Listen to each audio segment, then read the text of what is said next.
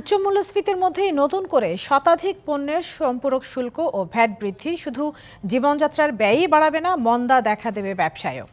তাই সরকারের সিদ্ধান্তের কঠোর সমালোচনা করেছেন সাধারণ ক্রেতা, গবেষক ও ব্যবসায়ীরা। এ নিয়ে রাজস্ব বোর্ডের কর্মকর্তারা আনুষ্ঠানিক কথা না বললেও জানিয়েছেন IMF এর ঋণের শর্ত পূরণ করতেই শুল্ক ও ভ্যাট বৃদ্ধির উদ্যোগ। সম্পূরক শুল্ক ও ভ্যাট বৃদ্ধি নিয়ে আরও বিস্তারিত জানার চেষ্টা করব। আমাদের সাথে বার্তা কক্ষ থেকে যুক্ত হয়েছেন সিনিয়র রিপোর্টার মেহেরমণি। মনি, শতাধিক পণ্যের উপরে এই যে ভ্যাট আরোপের সিদ্ধান্ত, সাধারণ মানুষের কি ধরনের প্রতিক্রিয়া দেখেছেন? ইসরাত, আপনি প্রতিবেদনটিতেই দেখলেন নিশ্চয়ই যে মানুষ আসলে কষ্টে যে আছে। আপনাকে জানিয়ে রাখি, গত এক বছরে যদি আমি জিনিসপত্রের দাম কীরকম বেড়েছে সেটা যদি একটি হিসাব দিই, সরকারি হিসেবে এটি 10.5% কাছাকাছি রয়েছে সার্বিকভাবে মূল্যস্ফীতি। সেখানে এত বেশি মূল্যস্ফীতি, সেখানে নতুন করে যে পণ্যের দাম, ভ্যাট এবং শুল্ক যেহেতু বাড়ছে, ফলে যে দাম বৃদ্ধি, একটা নতুন করে মানুষকে বাড়তি টাকা দিয়ে যে পণ্যটা কিনতে হবে, এখন যেটা বেশি টাকা দিয়ে কিনছি সেটাকে আরও বেশি টাকা দিয়ে কিনতে হবে। ফলে মানুষ বলছে মানুষের আয় তো বাড়ছে না, কারণ মানুষের বেতন বা মজুরি এই জিনিসগুলো তো সেই আনুপাতিক হারে বাড়ছে না। ফলে একদিকে মানুষের বেতন এক জায়গায় স্টেবল আছে, অর্থাৎ এক জায়গায় স্থির আছে, সেখানে পণ্যের দাম বাড়ছে। ফলে মানুষ আসলে এই জায়গাটাকে ব্যালেন্স, সামঞ্জস্য করতে পারছেন। এখানে জীবন যাপনের ক্ষেত্রে মানুষ আগে যেখানে কয়েক টাকা সঞ্চয়ের করার কথা ছিল বা পারত, সেই জায়গাটা নতুন করে আরেকটি ধাক্কা লাগবে। সঞ্চয়ের ক্ষেত্রে মানুষ আসলে এক ধরনের অনিশ্চয়তার মুখে পড়বে, কারণ তাকে বাড়তি টাকা দিয়ে এইসব পণ্য তাকে কিনতে হবে।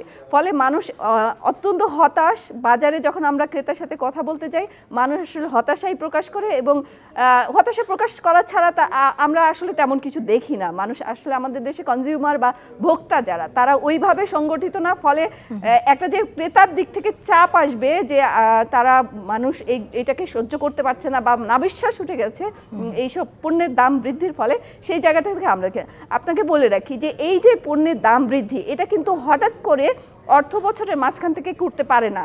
এটা আমরা আগে দেখে বাজেটে এই ধরনের সিদ্ধান্ত নিতে, হ্যাঁ আমি সেটাই বলতে যাচ্ছি যে বাজেটে এই ধরনের পদক্ষেপ দেখা যায়, কিন্তু হঠাৎ করে অধ্যাদেশ দিয়ে এই ধরনের যে একটি পদক্ষেপ নেওয়া হলো, এটিকে একদম আইনগতভাবে করতে হলে নেক্সট যে পার্লামেন্ট আসবে, অর্থাৎ জাতীয় সংসদ আসবে, প্রথম অধিবেশনে কিন্তু এই জিনিসটাকে পাস করতে হবে।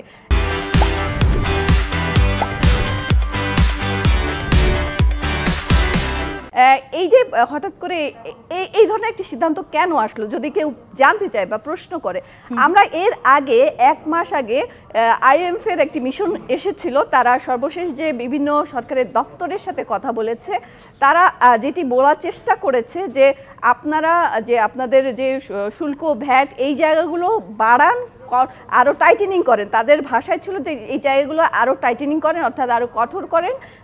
তাহলে আমাদের আসলে সবাই, যেহেতু একটা জিনিস আমরা জানি যে সবাই মানে কর দেয় না, এদেশে বহু মানুষ আছে করযোগ্য, কিন্তু তারা কর দেয় না। ফলে সরকারের একদিক থেকে যেমন করের আহরণ কম হয়, সেক্ষেত্রে সরকার তার ব্যয়টা করতে পারে না, সেই জন্য সরকারকে ঋণের দ্বারস্থ হয়।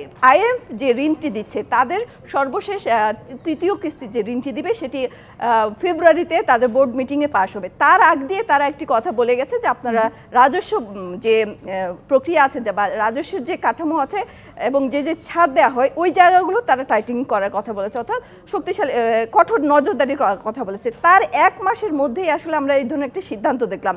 আমরা রাজস্ব বোর্ডের কর্মকর্তাদের সাথে কথা বলেছি যে এই ধরনের একটি পদক্ষেপ, এটি আসলে সব মানুষকে এফেক্ট করবে, কম বেশি সব মানুষকে প্রভাবিত করবে, মানুষের জীবনকে স্পর্শ করবে।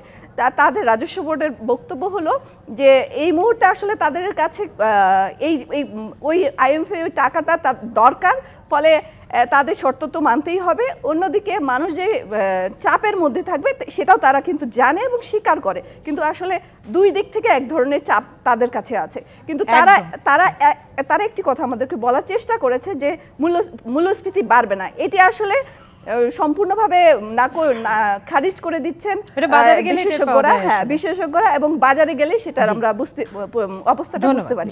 ধন্যবাদ মেহেরমণি।